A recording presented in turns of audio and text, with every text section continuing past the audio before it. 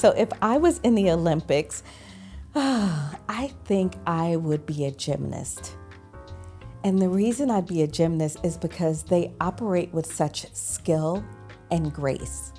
So by moving in that space of constantly being in practice, constantly developing yourself, constantly growing, constantly improving, I think of those gymnasts who practice and practice and practice for 4 years just for a 2-week event to show up as their best.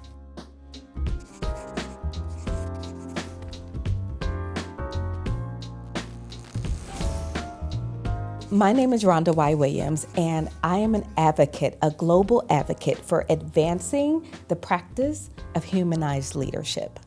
So I really believe that who we are is not about what we say, but it's about what we do. It's about how we show up.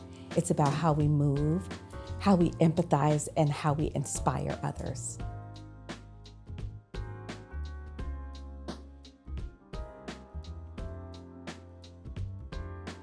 Yeah. So leadership, for me, I think we often confuse what a leader is and what leadership is. So we think about leadership being someone who maybe is in a business office or a setting, and we think, oh, that's the leadership. But leadership is not about roles. It's not about titles. Leadership is who we are. It's about what we do. It's about how we're able to inspire and grow and influence people around us. John Maxwell says that leadership is about influence. I say leadership is about influence through inspiration, right? If we can inspire people, if we can touch their hearts, that's where they're able to dream big and they show up and give us their best. So that's the work that I do, is advancing that humanized leadership. So I don't need to agree with you. I don't really even need to like you. But I need to honor and respect you as a human being. We can be different and we can have differences without being disagreeable. So when I think about leadership, it's in every phase of life. The teachers at our schools, they're leaders, right? You could be a pastor over a congregation. That's leadership. You might be in the political space. That's absolutely leadership. You might be a parent just raising a family. That is leadership. So we need to move leadership away from just thinking of it as this title or this thing we do, and really think about leadership as the choices we make and how we show up and move in our lives every single day.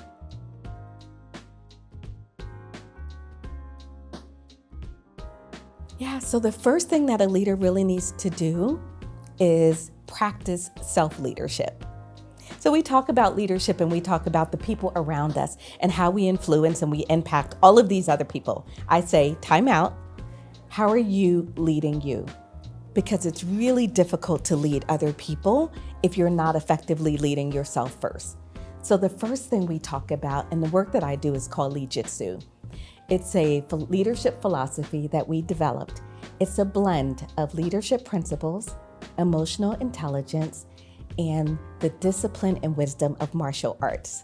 So it's a pretty comprehensive blend, but it's all about you.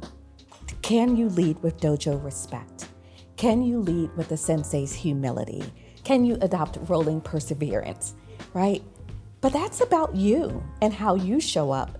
And when you follow our Lead Jitsu roadmap, then that influences and inspires everyone else around you, and that's where we lift. They say a rising tide lifts all boats. So when you elevate yourself, then in effect, you elevate everyone around you.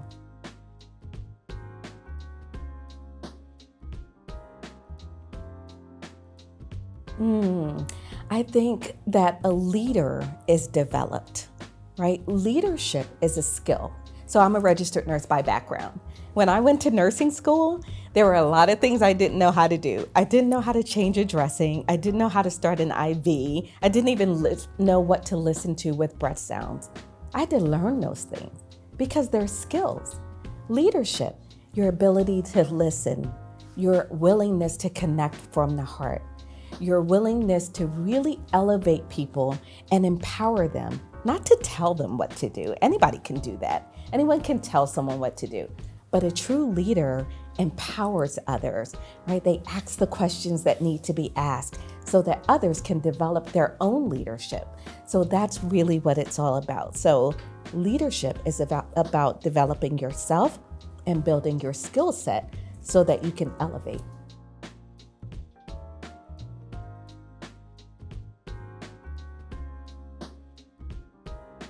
Yeah, so you have to know who you are and where you want to go, right? So a part of big, bold leadership is having a vision. So where are you going?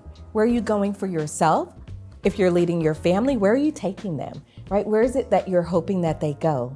If you're a teacher in a school, besides teaching this curriculum, what is it that you're hoping to give each and every student that you interact with, right? So having a bold vision, a dream of where you're going, where you're leading your team or your organization is what really helps set leaders apart. Because if you have a big, bold vision, you can paint that picture so that others around are now inspired by it. And now they are all giving you their best because everybody wants to accomplish something great.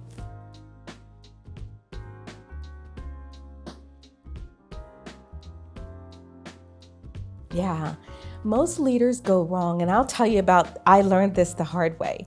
Most leaders get a title and they think because they have that title that they have a right to something, right? You have a right to respect and that you are now in this position of authority. So now I get to tell people where to go and what to do and how to do it. So when I stepped into my first big role as a chief nursing officer, I thought that my job was to get everyone together and get things back on track, whip everyone into shape. Humility is a beautiful thing because what I learned is that my job was really to learn how to lead myself, to set my ego aside so that I could then grow, empower, develop, listen, right? Inspire, lift voices, and to show people that I really care about them, not just the outcome that we want. As an organization, we're always looking for outcomes. That's great. But how are we going to get the outcomes? We can't get that without the people. So leadership is about people. Management is about tasks. So I had to learn what leadership really was, and that helped me become a better leader.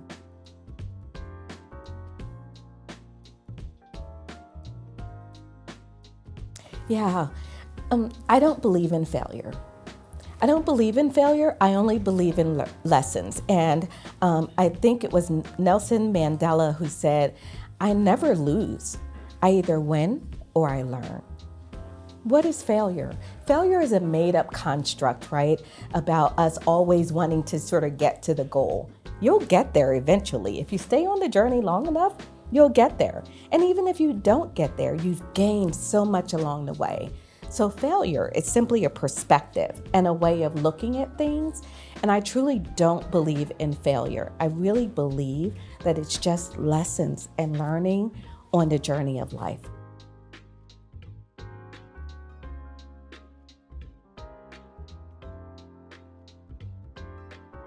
Oh, wow. So if I were to write a letter to my younger self, I think one of the first things that I tell myself is, it's okay. Things are not going to be perfect. Don't take yourself so seriously, right? Get down off your high horse, right? And connect. Learn, connect, empathize, value people. That's what's really important in life. All of the other things are just parts of the journey. So for me, I think really understanding and recognizing that, that big thing that we're looking for out there is not really the most important thing. The most important thing is right here in front of you. If you look at that, if you value it, if you recognize it and appreciate it, the magic will happen.